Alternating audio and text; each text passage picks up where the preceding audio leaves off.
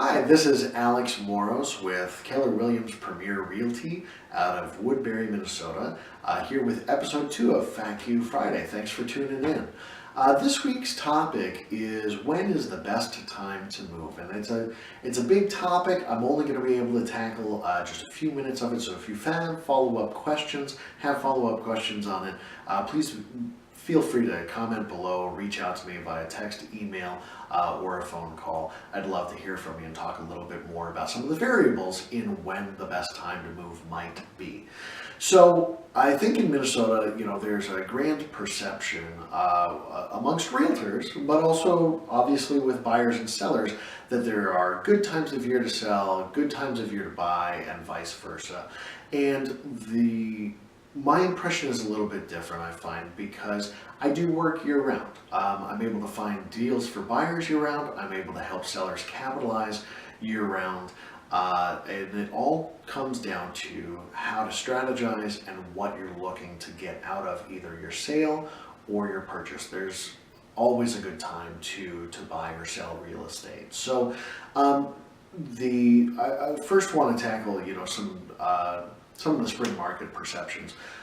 Mostly this has to do with sellers because we've been in a seller's market overall. I mean, there are always dips and fluctuations throughout the year, but overall we've been in the seller's market for quite a while now, a few seasons.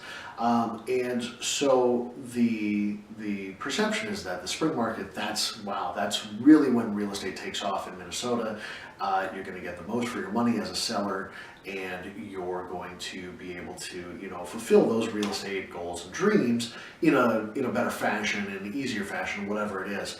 And some of that might be true for some of you and for some of your neighbors, but the reality is that if you don't have one of the best homes in your neighborhood or on your block, it's not priced the way that it should. People can't see the value when they walk in the door. It's perceived value.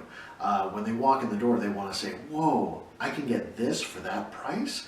If you're not there, your competition is. And so you're going to have more inventory to compete with. And yeah, there are a lot of buyers out there right now. There's a lot of pent-up energy in the buyer's market because inventory has been really low. So the spring market, I definitely don't want to discourage you from the spring market, but there are a couple things to keep in mind.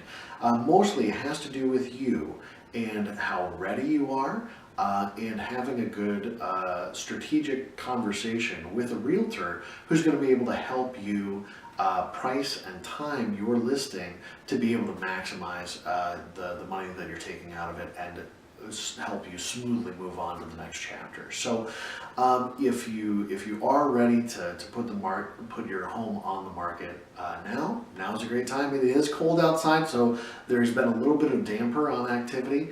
But I had a condo listing last month. We sold it multiple offers the first weekend. I was out with a buyer in Robbinsdale looking at townhomes. Both of the units there had sold at multiple offers in the first weekend. So there's activity and there's definitely interest. And I think that if you, as a seller, wait to see what's happening in the market, real-time data, you say, whoa, 5 homes in my neighborhood sold this week, multiple offers, let's get listed. And then you're cleaning up, you're painting, you're doing whatever you need to do to get your home ready for sale. A couple weeks pass, and all of a sudden the activity isn't what it was that 2 weeks before.